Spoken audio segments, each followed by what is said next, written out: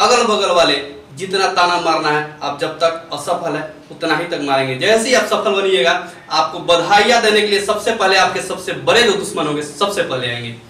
कि आप धैर्य बनाए रखिए और पढ़ाई को ध्यान में रखते हुए अच्छे से पढ़ते रहिए। सक्सेस एक दिन जरूर मिलने वाली है। हाय दोस्तों, मैं मोटिवेशनल स्पीकर पंकज कुमार। मैं आज बात करूंगा धैर्य रखिए और कामयाब बनिए। आप धैर्य रखकर कैसे सफल बनिएगा इसके बारे में बात करूंगा। आज मैं एक उस गरीब लड़के की बात कर रहा हूं जो बहुत ही पुअर फैमिली में जन्म लिया था और कामयाब बना धैर्य रखकर और अपने जीवन को बहुत अच्छे मुकाम पर ले गया। एक गरीब किसान का बेटा जो पढ़ना चाहता था और उनके बाबूजी बहुत गरीबी के हालात में उसको पढ़ाना भी चाह रहे थे। उस बच्चे को मैट्रिक के बाद बड़े शहर में उनके बाबूजी ने गरीबी के हालात में भी बाहर भेजा और वो बच्चा सही में मेहनती आदमी था, मेहनती बच्चा था और कम खाकर साइकिल से जाकर पैदल जाकर ट्यूशन करके पढ़ाई करता था और बीपीएससी यूपीएससी जैसे एग्जाम का तैयारी करता था, जनरल कंपटीशन का तैयारी करता था। 4-5 साल जब पढ़ते पढ़ते बीता तो उसके बाद क्या हुआ कि बच्चे के अंदर जो था हतोत्साहित होने लगा और उसको लगा कि अब 5 साल पढ़े, अब हमको लगता है कि जॉब नहीं होगा। और वो बहुत जगह फॉर्म डाले हुए था, एसएससी, जीडी, इस टाइप के, दरोगा, यूपीएससी के लिए बहुत जगह उन्होंने बच्चे ने फॉर्म डाला। फॉर्म डाल के उसके बाद एक दिन ऐसा आया कि उसके पास खाने के लिए भी पैसे नहीं थे और किराए, गांव आने के लिए भी किराए नहीं थे। वह बच्चा न घर जा सकता था न शहर में रह सकता था। गर्मी के दिन थी, उनके बाबूजी किसान थे, गेहूं काट रहे थे और वो बच्चा शहर से पैदल चला आया अपने गांव और जाकर बाबूजी से बोलता है कि बाबूजी अब हम सक्षम नहीं है कि पढ़ सके और आप भी सक्षम नहीं है कि हमको पढ़ा सके, उतना पैसा दे सके, बहुत गरीबी है। और उस बच्चे को गेहूं काटने आता था और दोनों बाप बेटा ने मिलकर गेहूं काटने का काम शुरू किया और पसीना पोंछ रहा है, गेहूं काट रहा है, पसीना पोंछ रहा है, गेहूं काट रहा है। ऐसे ही लगातार 4-5 दिन उसके गांव में चला और गांव के बहुत सारे जो थे उसके कंपटीटर, अगल बगल वाले पड़ोसी बोले कि इसका हो गया, बाप का पैसा बर्बाद करके चला आया। हार थाक कर वो बच्चा कुछ बोल भी नहीं पाता था, हारा हुआ।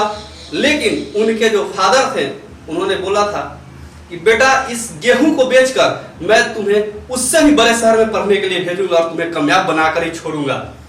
उस बाप को मेरा भी सलाम कि जिस बाप ने गरीबी के हालात में भी बच्चा को हारा देखकर भी उन्होंने उत्साह भरा और गरीबी में भी उसको बहुत बड़े शहर में पढ़ने के लिए भेजने का सपना दिखाया। इसी सब बातों के आगे जाते जाते बहुत गर्मी थी और वो बच्चा टेंशन में आकर उलट गया, गिर गया और बाबूजी ने उसका इलाज कराया छोटे मोटे डॉक्टर से। फिर उसके बाद क्या हुआ कि एक दिन फिर बच्चा बाप के साथ गेहूं काट रहा था। इसी बीच में डाकिया आता है। डाकिया आया और वो बच्चा पिछले समय में जितने भी फॉर्म डाले थे, 4-5 फॉर्म डाले थे नौकरी के लिए, सरकारी जॉब के लिए। डाकिया आकर बोलता है कि आप जो है फलाना आदमी है, तो बोला कि जी हम ही है। तो हम आपको गांव में खोजे हैं, तो सब लोग बोला कि नहीं, खेत में जाके गेहूं काट रहा है, आप वहां जाकर मिल लीजिए। किसान के पास जाकर डाकिया जब लेटर दे रहा है तो उस लेटर में 4 के 4 ज्वाइनिंग लेटर थे और चारों अच्छे अच्छे पोस्ट पे थे। वो बच्चा जब देखा अपना ज्वाइनिंग लेटर तो फूले नहीं समाया। उस बच्चे का धैर्य का एग्जाम जो था ना पास हो गया था, क्योंकि उस बच्चे को 4 ज्वाइनिंग लेटर मिले थे। और वो बच्चा जब देखा अपने ज्वाइनिंग लेटर तो उसको समझ में नहीं आया कि ये मेरे साथ क्या हुआ। हम तो पढ़ाई छोड़ देना चाहते थे, हम तो सोचे थे कि मेरा अब कुछ नहीं होने वाला है। और वो ज्वाइनिंग लेटर देखकर अब उसको खुद समझ में नहीं आ रहा था कि मैं किस जॉब में ज्वाइन करूं। जनरल कंपटीशन का तैयारी किया था, एसएससी में जाऊं, जीडी में जाऊं, रेलवे में जाऊं, समझ में नहीं आ रहा था उस बच्चे को कि मैं किस चीज में ज्वाइन करूं। इसीलिए कहा जाता है कि देने वाला जब भी देता है छप्पर फाड़ के। अगर आप धैर्य के साथ सफलता की राहों में चल रहे हैं तो एक न एक दिन कामयाबी जरूर मिलेगी। और जिन लोगों ने उसको बोला था कि ये 5 साल 4 साल बाप का पैसा बर्बाद करके, गरीब का पैसा बर्बाद करके ऐश मौज करके आया है, उस बच्चों ने दिखा दिया और उसका किस्मत भी साथ दिया और 4 ज्वाइनिंग लेटर आए थे। जो बोल रहे थे उस बच्चे को कि इसका कुछ नहीं होगा, ये बेकार है, नकारा है, वही लोग बाद में जाकर अपने रिलेशनशिप के लड़कियों के लिए, बड़े बड़े घरों के लड़कियों के लिए लाइन लगा कर रखे थे कि हमारे रिलेशन में शादी कर लो, हमारे रिलेशन में शादी करो, हम 20 लाख दिलवाएंगे, हम कार दिलवाएंगे।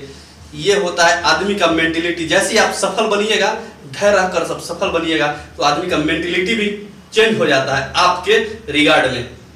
इसलिए मेरा कहना है कि धैर्य बनाए रखिए और सफलता पाइए।